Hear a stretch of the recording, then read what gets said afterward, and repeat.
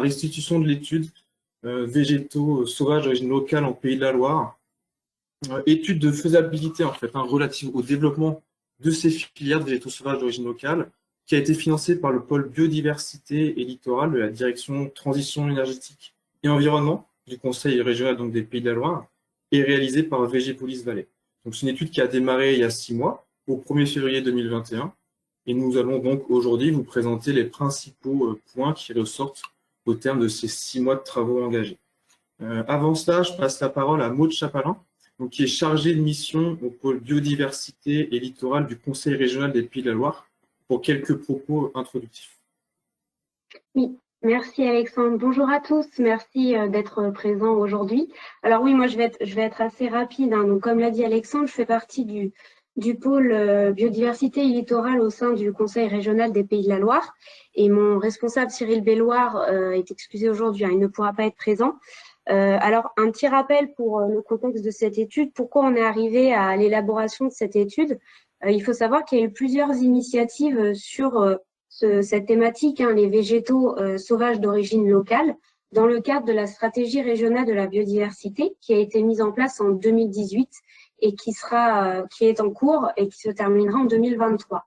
Donc, il y a eu plusieurs initiatives sur ce sujet-là, avec plusieurs partenaires, tels que le Conservatoire botanique, la fac, enfin voilà, plusieurs partenaires. Et donc, on a jugé bon de voir ce potentiel, en fait, de créer une filière sur ce sujet, parce qu'on a senti qu'il y avait une demande aussi des partenaires sur cette thématique.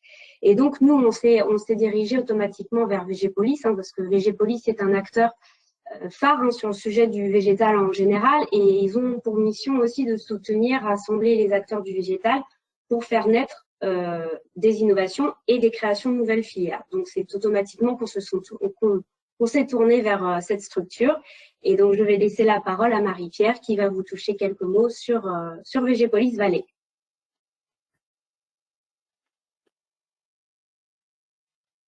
Oui, bonjour à tous, bienvenue pour cette restitution donc de l'étude pour laquelle tu viens de donner le contexte, Maud, et je voulais d'abord te remercier de nous avoir confié cette étude et d'avoir donné l'opportunité au pôle de compétitivité Végépolis Vallée d'investiguer ce sujet émergent. Je voulais aussi vous remercier pour la qualité de nos échanges durant le début du travail que nous menons ensemble sur ce sujet. Alors, pour que tout le monde sache en effet qui a fait cette étude, tu l'as dit, nous sommes un pôle de compétitivité. Notre objectif est donc de rassembler les entreprises et laboratoires de recherche et de formation sur une thématique ciblée comme tout pôle de compétitivité. Et nous, la thématique qui nous tient à cœur et qui est le cœur de notre métier à Végépolis Vallée, c'est donc le végétal. On est né Végépolis Vallée de la fusion de 2 pôles de compétitivité, Céréales Vallée et Végépolis. Et notre mission, c'est donc de soutenir et de rassembler les acteurs du végétal pour participer à faire naître les innovations.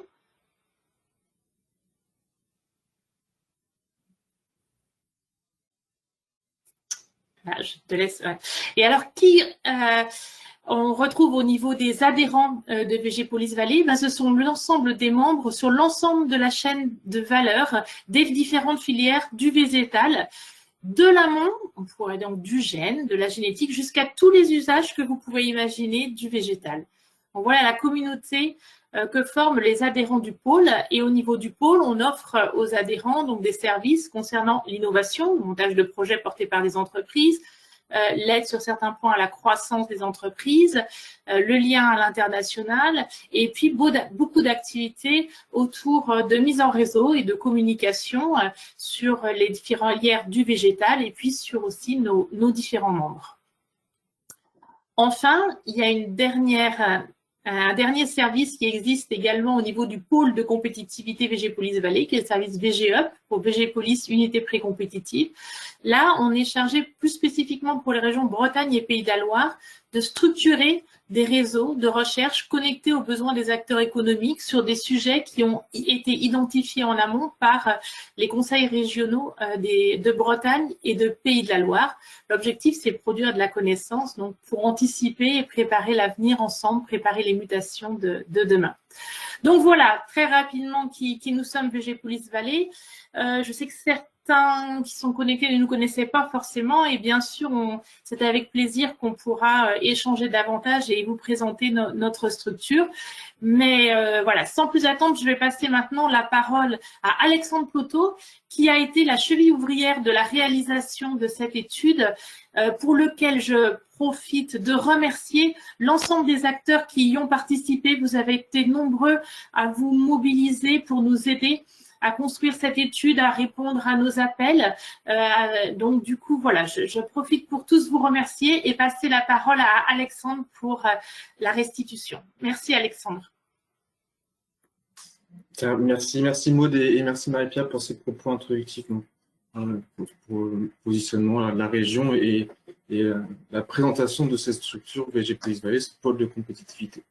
Donc, en effet, sans plus attendre, on va pouvoir démarrer la présentation qui va se faire en 5 temps. Les étapes assez classiques d'une étude. D'abord, une présentation du contexte, la méthodologie de travail appliquée ensuite, puis vous présenter les principaux résultats de cette étude avant d'évoquer avec vous les perspectives qui se dessinent pour des travaux à venir. Donc voilà, l'idée de cette étude, c'est bien de se dire qu'en effet, des démarches se développent sur cette thématique des végétaux sauvages d'origine locale, comme introduit par Maud, et qu'il serait donc nécessaire de faire un état des lieux sur cette question en Pays de la Loire, afin d'analyser les potentialités de développement de ces filières. Les enjeux de biodiversité sont de plus en plus prégnants dans les plans d'action au sein des politiques publiques, notamment ces stratégies nationales pour la biodiversité. Et aujourd'hui, finalement, les végétaux sauvages d'origine locale se retrouvent au cœur de ces sujets de biodiversité. Donc voilà, différentes structures en Pays de la Loire ont été conviées pour suivre l'avancée de cette étude et elles sont représentées sur cette diapositive par leurs logos respectifs. Très rapidement, il a été nécessaire de bien préciser l'objet de l'étude. Végétal local, végétal indigène, végétal sauvage, végétal spontané. Il y a sur ce sujet une première notion de sémantique qu'il faut traiter. Et du coup, tout au long de cette présentation, je parlerai de végétaux sauvages d'origine locale. Ce sont les termes qui semblent convenir pour bien cadrer la thématique de l'étude. Alors, qu'est-ce qu'on entend par là? Végétaux, déjà, on s'est intéressé ici à tous les végétaux, toutes les strates végétales, c'est-à-dire aux deux grandes catégories que l'on distingue communément, les végétaux ligneux et les végétaux herbacés. Et donc des végétaux sauvages d'origine locale, c'est-à-dire qu'ils sont naturellement présents dans le milieu sauvage, collectés dans ce même milieu pour être multipliés et répondre à diverses utilisations qui pourront être faites sur ce territoire. Multiplier, ça veut dire pas de sélection, pas cultiver. Il n'y a pas ici d'homogénéité qui est recherchée, à l'opposé peut-être de la majorité des végétaux qu'on utilise aujourd'hui, qu'ils soient agricoles, forestiers, horticoles, où on recherche une certaine homogénéité, on cherche à les sélectionner sur des critères esthétiques de rendement. L'idée derrière ces végétaux sauvages, c'est bien de se dire que les populations collectées et donc multipliées gardent leur patrimoine génétique sauvage, leur diversité génétique intraspécifique. Et donc ils ont une origine génétique locale. Le terme local n'est pas entendu ici dans le sens d'achat local, de mise en production locale. C'est bien l'origine génétique de la semence du plant sauvage de base qui est local et à laquelle on s'intéresse. Alors, pourquoi ces végétaux? Qui travaille avec? Comment on les prélève? Comment on les multiplie? Qu'est-ce qu'on en fait? Et qu'est-ce qu'on peut en faire finalement au Pays de la Loire? Ce sont ces différentes questions qui se sont posées et auxquelles on a cherché à répondre. Alors, comment on s'y est pris? Assez rapidement, il y a d'abord eu un temps de prise d'information et de contact. L'idée était dans un premier temps de faire un tour d'horizon, un benchmark au niveau national métropolitain, des démarches, des dynamiques qui étaient à l'œuvre autour de ces végétaux. Donc voilà, ça s'est fait surtout par de la recherche bibliographique au départ, des premières prises de contact avec des personnes identifiées comme tête de réseau sur la thématique au niveau national et au niveau des Pays de la Loire, évidemment. L'idée étant ensuite d'élargir, de centrer sur la région des Pays de la Loire, mais d'ouvrir la démarche sur l'ensemble des acteurs ligériens qui, voilà, à notre sens, pouvaient avoir un lien plus ou moins fort avec le développement de filières centrées sur ces végétaux. Donc ça s'est fait par le biais de deux méthodologies, des entretiens individuels ciblés et par la mise en ligne d'un questionnaire d'enquête sur les mois de mars et avril. Donc deux méthodologies de travail, deux objectifs finalement avec un aspect très qualitatif sur les entretiens, dans le sens où l'idée était de sonder les positionnements de chacun sur la thématique, leur vision, leur intérêt ou non, mais aussi recueillir leurs recommandations, leurs alertes, leurs motivations. Tout un panel d'acteurs interrogés, finalement, et je vais y revenir. Alors que l'idée du questionnaire d'enquête était peut-être plutôt quantitative, recueillir un large panel d'avis sur des questions ciblées et de recenser donc des initiatives qu'on n'aurait pas pu forcément identifier avec nos rendez-vous. Là, il s'adressait aussi à tous les acteurs finalement de la chaîne de valeur du végétal sauvage d'origine locale. Donc voilà, les collecteurs, les producteurs, multiplicateurs, les conseillers, prescripteurs, formateurs, chercheurs, utilisateurs, etc. Et du coup, pour beaucoup d'entre vous aujourd'hui, vous êtes présents parce qu'on a pu échanger ensemble, parce que vous avez contribué au questionnaire d'enquête. Donc, je profite aussi de ce point pour vous en remercier, vous remercier de votre participation. Et je suis heureux qu'on puisse se retrouver aujourd'hui pour partager ensemble justement les principaux résultats que votre participation a amenés. Peut-être juste dire voilà, qu'on a eu 82 réponses au questionnaire aussi, sur une mise en ligne d'1 mois. Il s'adressait principalement aux acteurs des Pays de la Loire, hein, même si, et on y reviendra sur le pourquoi ensuite, il était ouvert également aux acteurs des régions limitrophes. Donc voilà, j'ai remis ici une typologie de la localisation des personnes qui ont répondu au questionnaire d'enquête. Mais voilà, un compte-rendu des principaux résultats du questionnaire avait été rédigé puis diffusé à l'ensemble des répondants. Donc il est disponible en ligne sur le site de VG Police Vallée pour ceux qui souhaiteraient le retrouver. Et je l'ai remis sur la diapositive ici. Et donc, l'accumulation de toutes ces différentes informations nous a permis de répondre évidemment à différents objectifs de départ, de dresser une description assez poussée des initiatives existantes et des acteurs mobilisés, tant au niveau national que ligérien, mais aussi finalement de faire connaître la thématique et donc de recenser les acteurs qui n'étaient pas forcément investis jusqu'ici, mais qui souhaitent se mobiliser dans les réflexions déjà et s'associer aussi peut-être dans la structuration de filières régionales en Pays de la Loire. Et enfin, d'avoir voilà, aussi une compréhension assez précise des problématiques que les acteurs rencontrent, des réflexions sur lesquelles le sujet peut mener, des marchés potentiels auxquels peuvent répondre les végétaux sauvages d'origine locale, et des marchés peut-être plus porteurs sur lesquels s'appuyer. L'idée étant, voilà, au vu des initiatives engagées, des acteurs mobilisables, des marchés identifiés, de pouvoir structurer les choses et aboutir à un plan de développement de ces filières de végétaux. Donc, ce sont ces différentes choses que je vais vous présenter aujourd'hui. Et donc voilà, concrètement, au fil de l'étude, au fil du travail réalisé, un peu le panel des acteurs rencontrés, ou ayant contribué à l'étude via le questionnaire d'enquête, qui ont nourri les réflexions. Et je dirais, avant de démarrer sur les résultats, à l'image des personnes présentes aussi aujourd'hui, on s'est très vite rendu compte que le sujet des végétaux sauvages d'origine locale était assez transversal. Tout type de structures, finalement, peuvent s'emparer de ce sujet. Des grandes entreprises qui sont présentes sur un marché international, européen, mais aussi des plus petites structures, des associations, voire même des particuliers. Tout type d'acteurs et de métiers aussi. Étudier des filières implique de s'intéresser aux différents maillons qui constituent là ou les filières, ce que j'évoquais rapidement avec vous tout à l'heure, les collecteurs, producteurs, prescripteurs, coordinateurs, utilisateurs. Et surtout, différents types de domaines, et on y reviendra, avec des acteurs du milieu agricole, des semences, des acteurs du milieu horticole aussi, des acteurs du milieu naturel, plutôt là liés à la préservation, la conservation des espèces et des espaces, et des acteurs du milieu urbain, périurbain, paysager. Donc tous ont des attentes ou des besoins spécifiques sur cette thématique, et c'est ce qui la rend très riche, mais aussi assez complexe. Donc voilà, suite à ces petits mots d'introduction méthodologie, je vais vous présenter désormais les principales dynamiques que l'on a pu identifier. Mon propos ici va se découper en 3 temps, une description des dynamiques nationales, une description de l'état d'avancée des filières en Pays de la Loire, puis une analyse de la structuration des filières et marchés potentiels attenant aux végétaux sauvages d'origine locale, avant de dire un mot finalement sur les perspectives que ce travail amène. Donc démarrons avec le benchmark national. Donc, plusieurs constats ont été faits dans un premier temps sur la thématique. Le premier, c'est le caractère très récent des démarches en France. Quelques initiatives peuvent être identifiées au début des années 2000, notamment dans le Saumurois, avec des prélèvements d'essences sauvages pour un objectif de restauration de bords de cours d'eau, par exemple, mais aussi dans les Pyrénées, avec le développement d'une filière de semences sauvages locales afin de restaurer des milieux endommagés, comme les pistes de ski. Voilà, par exemple, il y en a évidemment d'autres. Donc, des premières initiatives notables en 2000. Et suite à ces initiatives et aux réflexions attenantes, c'est finalement en 2015 qu'une démarche nationale a été enclenchée. Elle a été enclenchée avec le dépôt de la marque collective végétale locale, ayant pour objectif voilà, de répondre au manque de référentiel, au manque de matériel végétal adapté pour des projets de restauration écologique et proposer un outil de traçabilité, de ces végétaux, de leur lieu de collecte à leur lieu d'utilisation.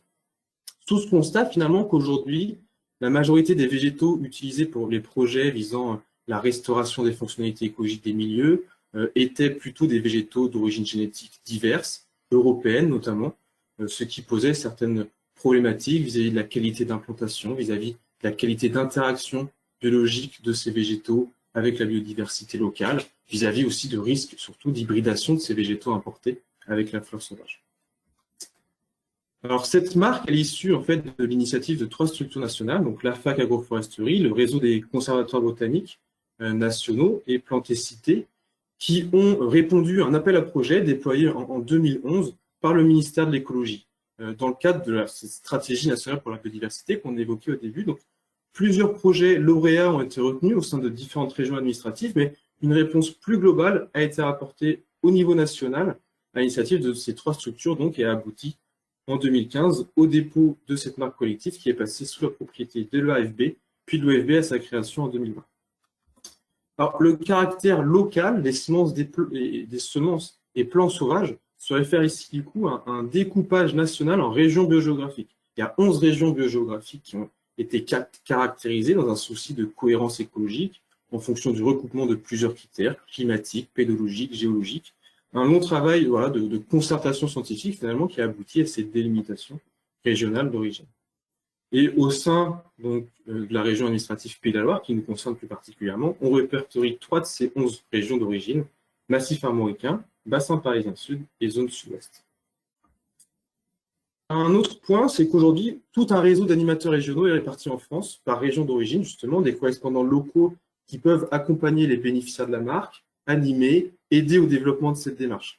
Il y a 2 correspondants de la marque en Pays de la Loire, une personne qui est basée à la Fédération régionale des chasseurs des Pays de la Loire et membre du réseau AFAC Agroforesterie, et un botaniste du Conservatoire botanique national de Brest. Donc une animation régionale, une animation nationale également qui est effectuée avec des interlocuteurs présents à Plantécité et au réseau des CBE. Alors oui, je vous parle de l'accompagnement de bénéficiaires. Alors concrètement, ça veut dire quoi? Ça veut dire que cette marque collective, en fait, aujourd'hui, tout à chacun, sous couvert de respecter les référentiels et les cahiers des charges développés, et via aussi des audits qui sont faits pour vérifier leurs pratiques sur site, chacun peut être bénéficiaire de la marque pour la collecte, la multiplication sur telle ou telle région d'origine et labelliser des espèces végétales locales. Les candidatures, les demandes de labellisation de nouvelles espèces, de même que les audits, effectués d'ailleurs par CMAE, l'interprofession des semences, sont alors soumis à un comité de gestion de marque pour validation. Et donc voilà, très rapidement, aujourd'hui, ce comité de gestion de marque, il est divisé en plusieurs collèges, collège pilotage, collège producteur de végétaux, collège utilisateur, on retrouve les entreprises du paysage, les infrastructures linéaires, collège prescripteur avec les filières écologie, bureau d'études, gestionnaire d'espace, et collège institut technique et ministère de l'agriculture. Voilà, différentes structures pour donner un peu une idée des acteurs qui ont pu avoir l'occasion de participer au développement, qui se retrouvent aujourd'hui dans le comité de gestion de la marque végétale locale. Ouais, donc des démarches récentes, donc pour en revenir à ce point, voire très récentes sur cette thématique des filières qui sont jeunes du coup et qui se structurent. Et finalement, au niveau national, une assez large majorité de dynamiques qui sont centrées autour du développement de cette marque collective nationale. Des démarches qui s'articulent en fait autour de sa réglementation, ses cahiers des charges. La marque apporte aussi un cadre officiel de traçabilité sur lequel se reposer. Elle apporte un appui technique et organisationnel. On a parlé des correspondants locaux, mais au niveau national, il y a aussi la FAC Agroforesterie qui développe de nombreux outils pour accompagner les acteurs, mettre en place des référentiels pour la collecte, la mise en culture de ligneux, des outils de partage aussi. Et enfin, la marque apporte un relais, une certaine visibilité des démarches via les réseaux sociaux et son site internet, ce qui peut expliquer que voilà, aujourd'hui, toutes les dynamiques, un petit peu, pas toutes, pas exclusivement, mais la majorité sans doute, centrent autour de celle-ci. Et finalement, en 2021, on peut être en mesure d'identifier des actions au sein de l'ensemble des régions administratives françaises. Alors, des actions, c'est des initiatives, des expérimentations, des études, des projets de développement, différentes choses. La thématique, elle est abordée partout, elle est ici dans toutes les régions. Elle se développe, elle se structure, et donc voilà, ici, il y a peut-être un panel à titre d'exemple de quelques projets, d'études, d'expérimentation. Alors, une liste qui est loin d'être exhaustive, et je ne vais pas non plus m'étendre plus que ça là-dessus. Peut-être dire un mot sur le fait que voilà, des études de ce type ont été conduites en 2019 en Hauts-de-France, en 2020 en Nouvelle-Aquitaine, cette année en Bourgogne-Franche-Comté et en Île-de-France. D'autres sont à venir, hein, en cours de montage ou tout juste lancées, chacune ayant d'ailleurs un peu leur spécificité. Certaines sont centrées sur les ligneux, d'autres sur les herbacées, certaines centrées sur le développement de la marque et d'autres un peu plus englobantes. Donc voilà, il y aurait beaucoup de choses à dire, hein, sur tout ça. Je pourrais vous parler de la naissance de l'idée de déposer une marque pour encadrer ces végétaux via la démarche Ecovar, hein, ayant abouti à la marque Pierre et Graines de Néou dans les Pyrénées. Vous parlez aussi de différents projets d'ampleur, de structures privées qui ont largement contribué à lancer les choses. Mais là où j'aimerais peut-être plus, ce que j'aimerais plus évoquer, c'est finalement cette différence de délimitation entre régions administratives et régions biogéographiques. Ça, c'est le quatrième grand constat. Donc, des structurations se développent, sont pour la plupart techniquement encadrées par les référentiels de la marque, mais avec, pour la majorité des cas, des naissances plutôt grâce à des impulsions de la part des collectivités territoriales qui financent des développements, soutiennent l'animation et les projets. Et même au-delà des naissances, aussi, on parle finalement plutôt de la structuration des filières, de la mise en relation des acteurs, du porté à connaissance. Eh bien, tout ça est appuyé par les collectivités territoriales. De ce fait, les filières se structurent donc plutôt au sein des limites administratives régionales au départ, ou même au sein d'une zone biogéographique d'une région administrative, mais on pourrait penser qu'à terme, voilà, d'ici quelques années, les structurations et interactions entre les acteurs se fassent vraiment plutôt de manière générale et globale au sein des régions biogéographiques, selon l'organisation proposée dans le cadre de cette marque végétale locale. Et ça, c'est un point qui me semble important à considérer dans une réflexion de développement de filières. Le fait de questionner sur quelle échelle on se base, de se dire qu'à terme, il pourra sembler intéressant de réfléchir à des coopérations interrégionales en fonction des zones définies pour développer et structurer les acteurs et ces filières.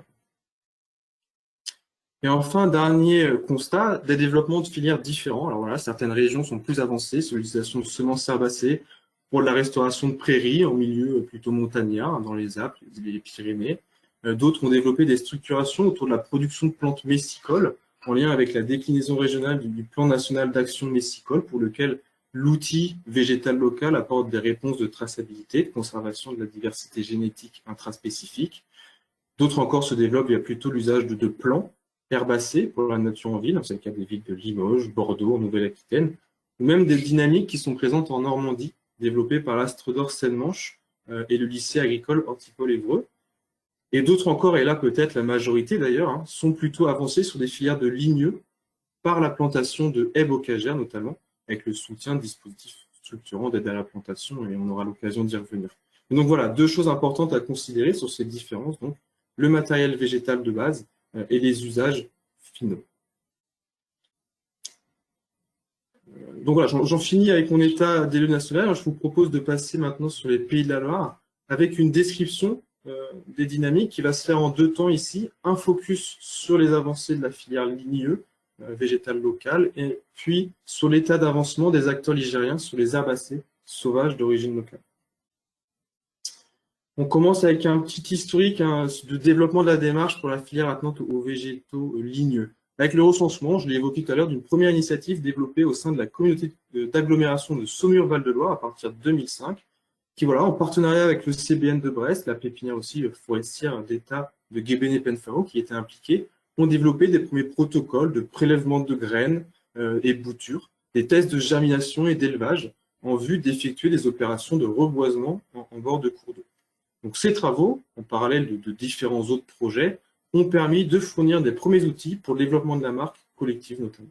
Donc, dépôt de la marque en 2015 et finalement une dynamique rapidement engagée en Pays de la Loire dans ce cadre posé par la marque. Dès 2015, en fait, grâce au soutien financier du Conseil régional des Pays de la Loire et du Conseil départemental de Maine-et-Loire, donc la Fédération régionale des chasseurs des Pays de la Loire a lancé une première dynamique régionale en conduisant de multiples réunions pour commencer à réunir les différents acteurs de la filière. Le CFPPA Angers-le-Frêne et Mission de Bocage, une association, ont notamment travaillé sur la création d'une pépinière expérimentale au CFPPA. Et voilà, un dossier d'appel à projet biodiversité avait été déposé auprès du Conseil régional pour soutenir la recherche de sites de collecte, l'acquisition de matériel nécessaire à cette collecte et à la préparation des graines pour une mise en production. Voilà l'implication du CFPPA, le FREN, le lycée agricole, a notamment permis de former 4 personnes, dont 2 développent aujourd'hui la collecte et la production de jeunes plants labellisés végétales locales dans leur propre exploitation. Donc c'est voilà, Fraxinus sp, graines de bocage, pour donner des exemples. Donc différents acteurs qui se sont structurés ensuite autour de cette démarche, et face à la demande croissante pour ces gammes de ligneux sauvages, la fac agroforesterie, donc nouvellement créée, a mis en place en 2019-2020 un premier cycle de 4 modules de formation sur le végétal sauvage d'origine locale. Donc des formations gratuites, accessibles à tous, pour se former sur la recherche de sites, la collecte, la préparation des graines, la mise en culture aussi, la production de plants, et aussi une journée à destination des prescripteurs pour appréhender ces nouvelles gammes végétales ligneuses, comprendre leur intégration dans les marchés.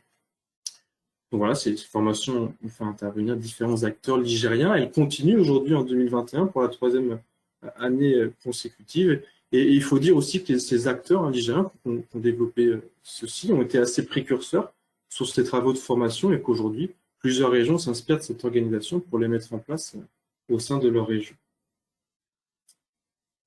Voilà, pour un petit focus historique. Jusqu'ici, finalement, la filière ligneux végétal local en Pays de la Loire s'est attachée à se structurer plutôt sur son développement autour des régions d'origine, massif armoricain et bassin parisien sud, que j'évoquais avec vous tout à l'heure. La zone sud-ouest, donc là, qui concerne plutôt la Nouvelle-Aquitaine, ne représente qu'une infime partie, finalement, du territoire en Pays de la Loire. Aujourd'hui, on recense 15 structures qui sont bénéficiaires de la marque collective pour ces zones. Certaines sont bénéficiaires pour la collecte uniquement de graines de ligneux, d'autres pour la production de matériel végétal jeunes plants ou d'arbres adultes, et parfois pour les deux. Sur ces bénéficiaires, tous ne sont pas basés en Pays de la Loire, certains le sont, certains sont basés sur la région d'origine massif armoricain ou bassin parisien sud, donc possiblement en Bretagne, en Normandie, en centre-val de Loire, et d'autres se situent encore ailleurs en France. Il faut savoir que pour le matériel végétal ligneux, la réglementation d'usage végétal local laisse la possibilité aux producteurs pépiniéristes d'élever le matériel végétal au sein d'une autre région d'origine. Donc sur les 2 premières années de croissance uniquement, c'est-à-dire avant que l'arbre ait commencé son cycle de reproduction. C'est une subtilité, mais qui peut avoir son importance pour certains acteurs et qui rejoint un petit peu mes propos introductifs sur la définition du local. Pour les jeunes plants de ligneux, ce n'est pas possible pour les herbacées, la mise en production n'est pas nécessairement locale si on définit la localité comme une délimitation régionale. Donc voilà, je suis dans le massif armoricain, je veux planter un jeune plant d'origine massif armoricain. La traçabilité encadrée par la marque végétale locale m'assure l'origine génétique de ce plant, mais en fonction de à qui je l'achète, la production de ce jeune plant n'a pas nécessairement été faite au sein du massif armoricain. Et donc voilà, aujourd'hui, on a un collectif qui s'organise, se structure, se développe avec ses différents acteurs, l'association Mission Blocage que j'évoquais, qui est actuellement bénéficiaire de la marque pour la collecte, interagit avec différents collecteurs et a eu jusqu'ici un rôle plutôt de centralisateur de ces graines pour pépiniéristes, donc qui achètent ces graines à Mission Blocage pour faire le naissage. Donc ces acteurs, ce sont des pépiniéristes naisseurs qui étaient déjà présents, installés, qui ont labellisé des espèces et qui développent aujourd'hui une gamme, une offre de ligneux sauvages d'origine locale en complément de leurs autres productions. Et comme je l'ai dit, il y a aussi, certains ont cette double compétence de collecte et de production, notamment Fraxinus sp, graines de bocage, pépinières de ravasseurs, qui font, eux, exclusivement presque des plants sauvages locaux. Donc, ces pépiniéristes naisseurs, multiplicateurs, font du jeune plant, de ligneux, qui peut être utilisé tel quel pour certains usages, ou bien être vendu à des pépiniéristes éleveurs qui vont donc élever ce jeune plant pour aboutir à un arbre plus développé, un arbre adulte. Donc voilà, ces ligneux, jeunes plants, arbres adultes pourront servir alors à différentes utilisations, on y reviendra tout à l'heure. Donc différentes structures, différents acteurs qui développent une offre d'arbres, d'arbustes locaux, sauvages d'origine locale, qui s'étoffe d'année en année. Et donc finalement, au Pays de la Loire aujourd'hui, du fait de tous ces acteurs et de cette historique, on observe une vraie avancée au niveau de la filière. Grâce à cette animation et coordination constante et pérenne effectuée depuis 2015, grâce à ces 3 années de cycle de formation qu'on a accueilli et continué d'accueillir différents stagiaires qui, à terme, se lancent dans la collecte, se lancent dans la production et viennent enrichir le collectif de collecteurs-producteurs, des personnes qui ont cette double compétence et sont de fait relativement autonomes, mais aussi le collectif de collecteurs stricts, on va les appeler producteurs stricts, où l'idée aujourd'hui et le travail qui commence à être réalisé consiste à les accompagner dans la mise en relation entre voilà, l'offre et la demande au niveau de la filière amont, de combien de graines, moi, en tant que pépiniériste naisseur, j'ai besoin, combien de graines les collecteurs peuvent prélever, quelles espèces. Il y a là une interaction qui est nécessaire à organiser pour permettre aux producteurs d'être en mesure de fournir les demandes des utilisateurs. Puis, je l'ai évoqué, mais une filière aussi qui peut se reposer sur différents outils, différents référentiels.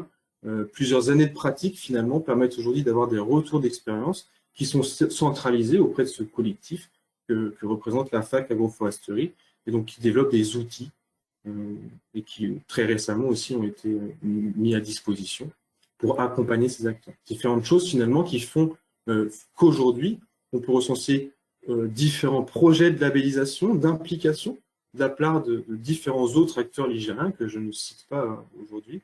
Mais voilà, Olivier Clément, le correspondant local, est aujourd'hui bien identifié comme interlocuteur en région, et les personnes et les structures se tournent vers lui pour s'impliquer dans la démarche.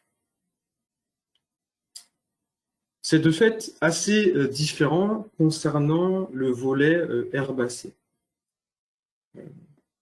Ce n'est déjà qu'en 2019, au vu des avancées donc, caractérisant la filière ligneuse que je viens de vous décrire, qu'une réflexion a été engagée afin de dynamiser la filière herbacée en Pays de la Loire.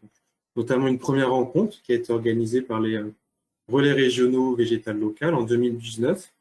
Et la thématique a aussi été intégrée dans le groupe de travail agriculture et biodiversité animé par la Chambre d'agriculture cette même année. Il y a notamment eu un stage de fin d'études réalisé, étudier l'état de l'offre en semences pour l'aménagement de bandes enherbées et de bandes fleuries dans des espaces agricoles. Mais finalement, jusqu'ici, rien n'a pu réellement se structurer ou même se développer du fait d'une complexité plus importante autour de cette flore herbacée. C'est un peu resté en suspens et l'étude aujourd'hui permet aussi de relancer les réflexions. La complexité que j'évoquais avec vous, elle se retrouve à plusieurs niveaux. Au niveau de la collecte déjà, où collecter, sur quel site, mais aussi comment collecter, quelle méthode de collecte. Il y a la collecte manuelle, mais qui demande de fortes connaissances, d'identification, des compétences peut-être techniques, botaniques. C'est aussi quelque chose qui est assez chronophage finalement. Les herbacées, c'est beaucoup plus d'espèces que les ligneux, donc il y a plus de spécificité attenante. Il y a la collecte mécanique aussi, où on manque là de référentiels sur la connaissance des stades de maturité, le matériel de récolte adapté, le potentiel tri des semences que cela implique, avec un besoin aussi peut-être de logistique, des moyens comme des zones de séchage, de stockage temporaire aux abords des sites de collecte.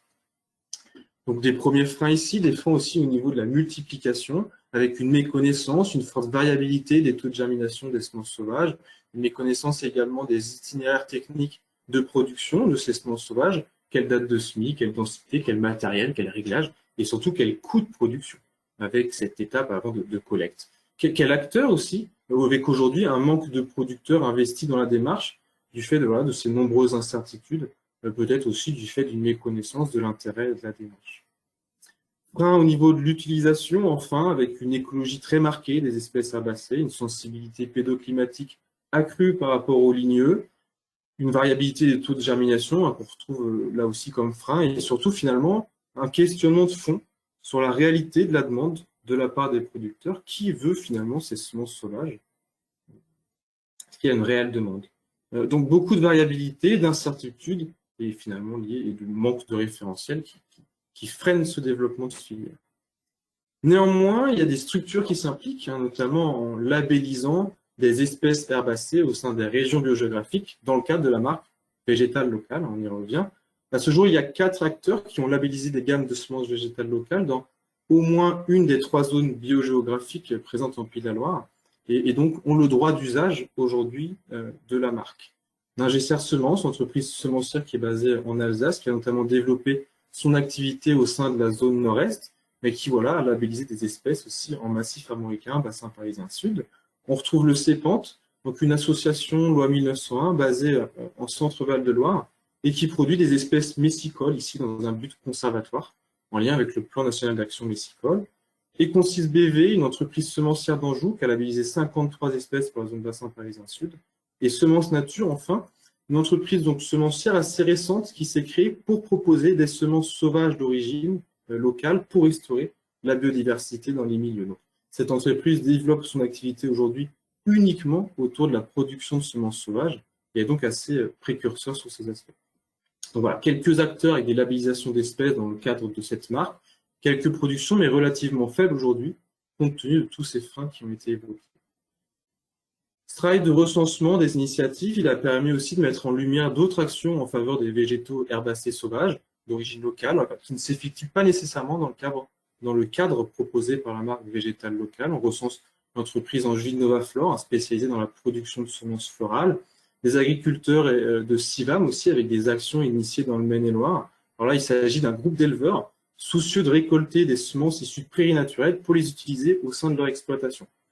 Donc, ils travaillent sur des activités là, de brossage de prairies, puis réimplantation, avec ce double objectif finalement de gagner en autonomie fourragère et être plus résilient face aux aléas climatiques en cultivant la biodiversité. Un collectif de producteurs en Vendée aussi, depuis près de 2 ans, qui se mobilise sur le territoire vendéen pour collecter, élever et proposer des godets de plantes herbacées sauvages aux collectivités locales vendéennes. Avec une animation ici qui est effectuée par Vendéo, donc le service public de l'eau en Vendée, qui se retrouve au cœur de cette thématique à la suite de nombreuses missions visant la réduction de l'usage de désherbants chimiques par les collectivités. Donc finalement, ces travaux ont abouti à des évolutions de considération de la flore sauvage locale et finalement à une volonté d'accompagnement et de conseil pour gérer cette flore sauvage et même la valoriser. Et enfin, un mot aussi sur le réseau des acteurs de la filière PPAM, donc plantes à parfum aromatiques et médicinales, où il est question là aussi de plantes sauvages, de plantes locales, de cueillettes dans la nature, avec quelques structures qui encadrent d'ailleurs l'activité de cueillette, dont l'AFC, ici, Association française des professionnels de la cueillette.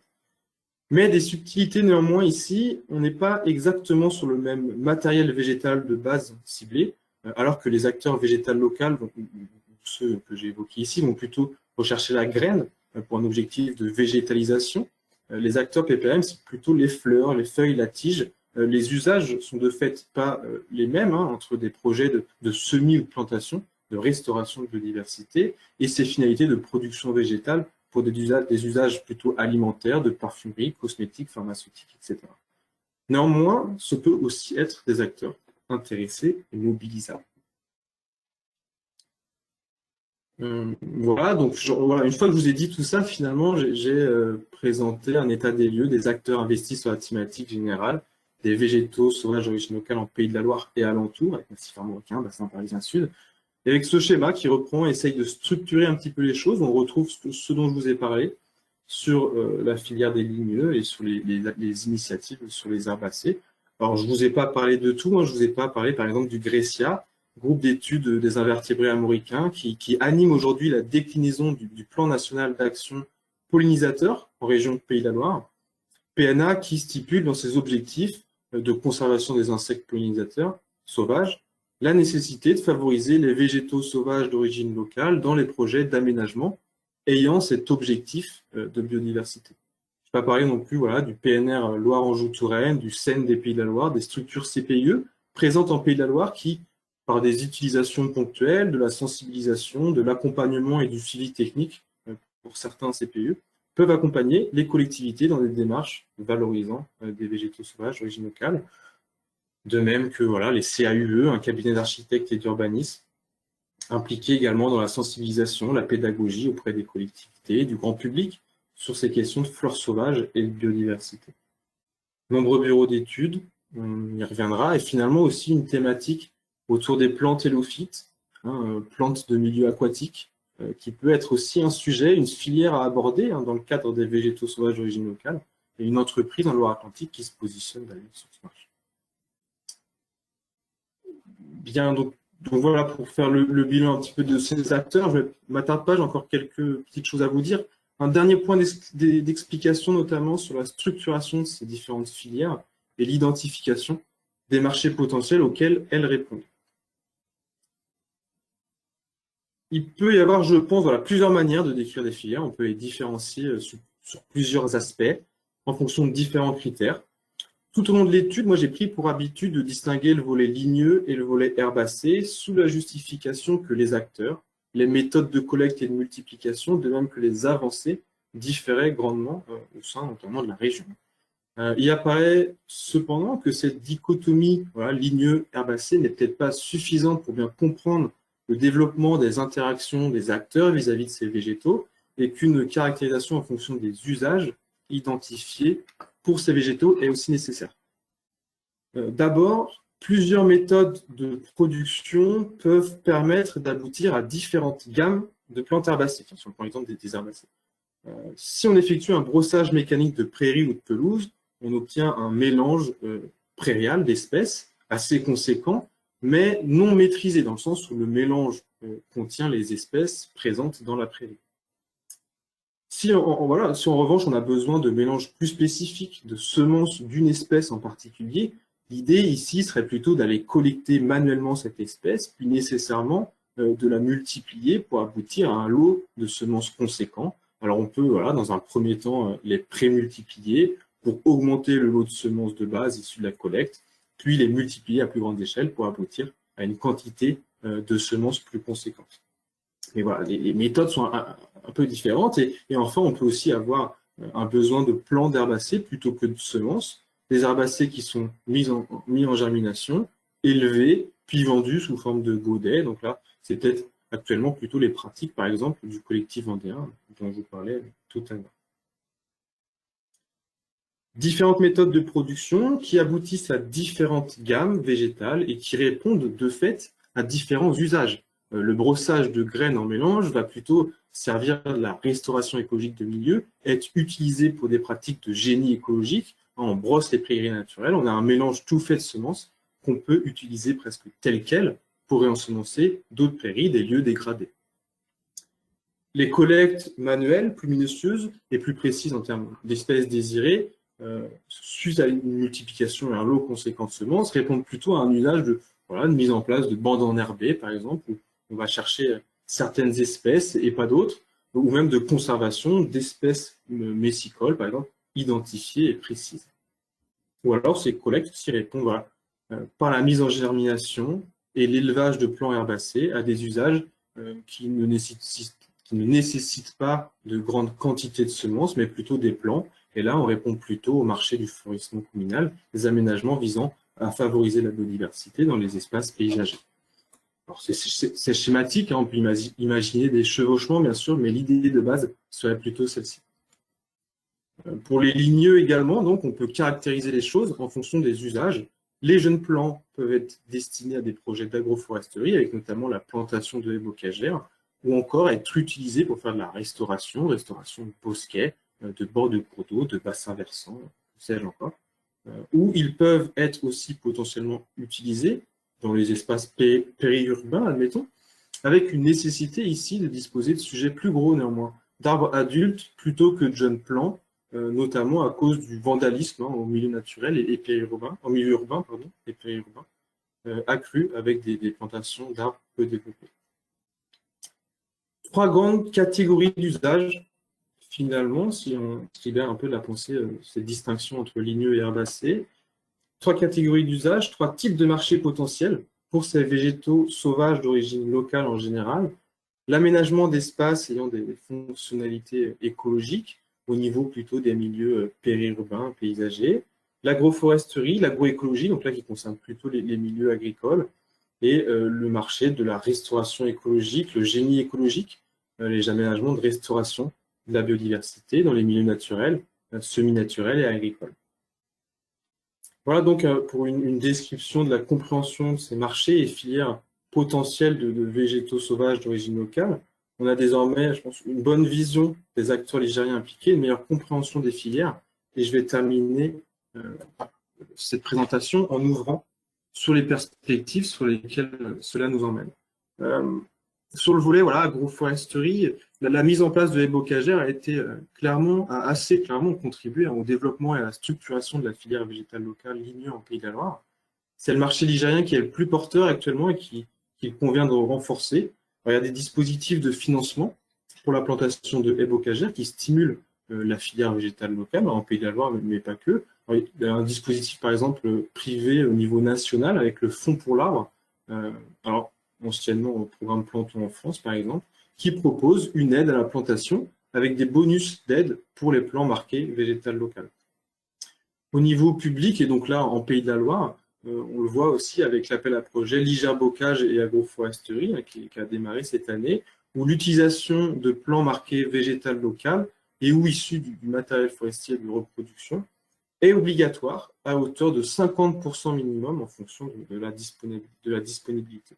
Donc ces dispositifs aujourd'hui stimulent l'offre et l'état des lieux a montré toutes les actions aussi effectuées à ce jour, des travaux qu'il convient de poursuivre la coordination, l'animation pour structurer les interactions entre les acteurs, poursuivre les formations pour augmenter la production, faire face à la demande croissante, aider aussi les installations des pépinières formées à la collecte et à la production de ces biens.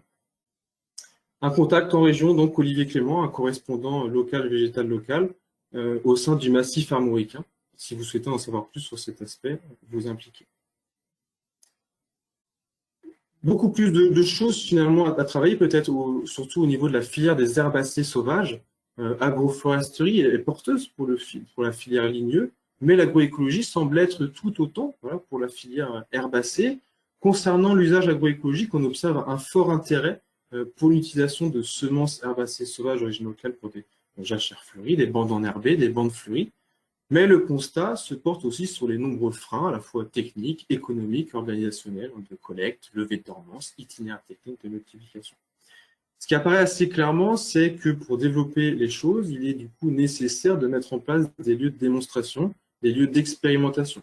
L'idée étant de produire des références techniques et économiques, mettre en réseau les acteurs et impliquer des agriculteurs. Il y a donc un fort intérêt de mettre en place un projet aujourd'hui pour stimuler un peu peut-être cet appel d'offres aussi. Il faut initier des actions, développer des choses avant de pouvoir réfléchir à former des personnes ensuite et à développer la filière autour des référentiels qui seront établis avec ces expérimentations. Dans le cadre de cette étude, on a commencé à travailler là-dessus avec un groupe d'acteurs. Et vraiment, si vous êtes intéressé, je vous invite à nous contacter pour prendre part à l'établissement, un peu à la création, au développement de ces expérimentations. On partirait ici plutôt de l'usage avec un ou plusieurs mélanges de semences sauvages identifiés, puis une structuration de projet qui permette de répondre à ces besoins. Donc des bandes enherbées en bord de champs grande culture, en interrant viticole, arboricole, à base de semences sauvages d'origine locale. Et les travaux qui ont été conduits, ou qui sont conduits d'ailleurs là-dessus ailleurs en France, l'objectif c'est de pouvoir le faire collectivement au Pays de la Loire, mais d'ailleurs aussi dans cette réflexion en zone biogéographique, il pourrait être tout à fait envisageable de créer des liens avec des acteurs bretons, des acteurs du Centre-Val de Loire, travailler par zone d'origine, prospecter, expérimenter pour aboutir à des premières structurations, des premiers référentiels et structurations.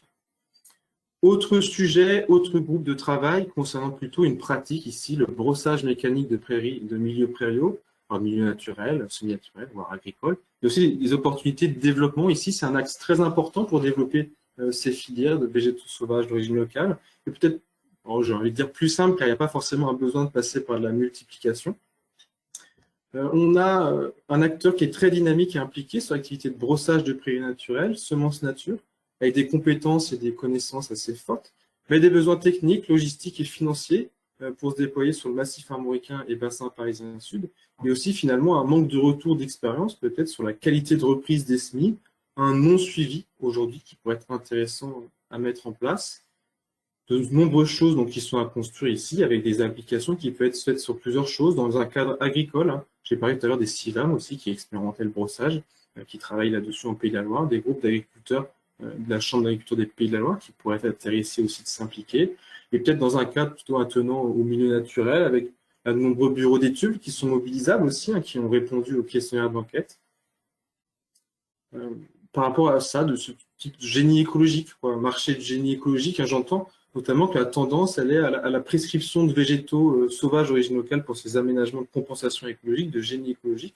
Alors, la prescription, d'accord, mais faute d'offres assez développées, ces végétaux ne se retrouvent finalement pas dans les projets à la fin. Donc, ça pointe un réel besoin de mise en relation entre l'offre et la demande que les projets de démonstration, encore, peuvent une nouvelle fois permettre. Donc, pour nous, l'objectif ici, c'est désormais de pouvoir mettre en place un groupe de travail collectif pour développer la restauration de ces milieux à base de semences sauvages récoltées à la brosseuse, avec les acteurs ligériens intéressés par par ce sujet. Donc, encore une fois, n'hésitez pas à revenir vers nous aussi si vous souhaitez vous impliquer là-dessus. Et enfin, donc, un dernier point, une autre perspective de développement pour la filière sur cette question de nature en ville avec des végétaux sauvages d'origine locale. Il faut dire déjà que les collectivités s'impliquent dans la démarche. Au niveau national, on l'a évoqué, il y a plusieurs exemples. Et en Pays de la Loire, des collectivités sont en attente, voire même en projet là-dessus.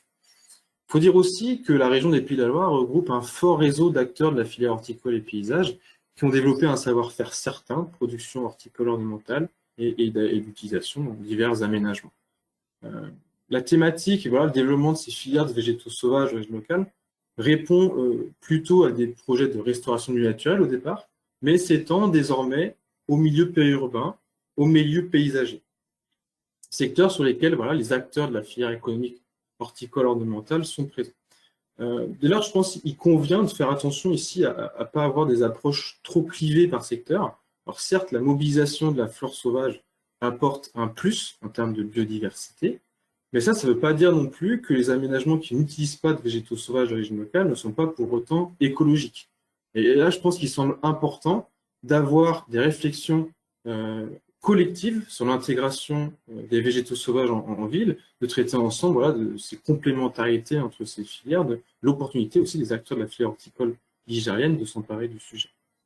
Donc l'objectif pour nous désormais, ce serait donc de pouvoir avoir des réflexions collectives sur ces questions, peut-être aussi autour de la mise en place de projets d'aménagement expérimentaux avec des mixtes de gammes horticoles, de gammes sauvages pour expérimenter, se réunir, se former et avancer ensemble, un peu comme ce qui est fait par l'Astre d'Orseine-Manche et un lycée horticole donc, en Normandie.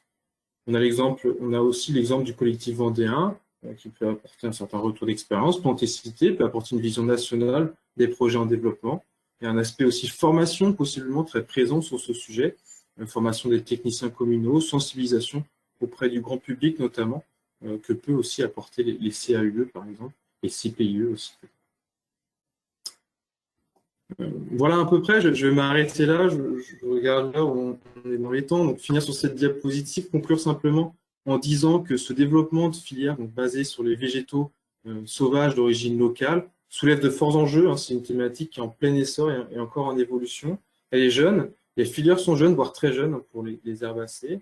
Je note aussi l'importance de la communication sur ce sujet, l'importance du vocabulaire déjà, on l'a vu, l'importance de considérer les besoins et les attentes de tous, sur l'anticipation aussi par les prescripteurs, par les utilisateurs, sur le niveau de l'offre, prévoir à l'avance, communiquer avec les producteurs. Les filières jeunes, des choses nouvelles, et donc l'importance évidemment de la formation, puis de l'animation constante et durable. Et finalement, peut-être aussi, avant cela, le besoin important en expérimentation et en lieu de démonstration pour développer des filières de semences et plants herbacées sauvages d'origine locale. Et nous allons pouvoir désormais travailler là-dessus. Voilà, merci beaucoup. J'ai fini avec cette présentation. Merci pour votre attention. Merci d'avoir aussi été présents si nombreux aujourd'hui. On est heureux d'avoir pu vous réunir et vous faire part des avancées sur cette thématique en région, du travail qui a été effectué sur ces 6 derniers mois et auquel beaucoup aussi d'entre vous ont contribué. Donc nous vous enverrons à tous le lien. La présentation a été enregistrée, donc on vous l'enverra. Vous pouvez retrouver cet enregistrement. Et voilà, il me restait cette diapositive pour vous dire finalement que les personnes qui doivent partir, n'hésitez pas à nous contacter si vous souhaitez préciser certains points ou échanger avec nous. Nos coordonnées sont affichées ici. Et pour les questions du chat, je crois que j'en ai vu quelques-unes, des discussions qui ont défilé. Si des personnes veulent rester et ont un peu de temps devant eux, je vous propose de faire de prendre désormais un temps d'échange s'il y a des questions et pouvoir échanger ensemble là-dessus. Voilà, merci beaucoup pour votre attention.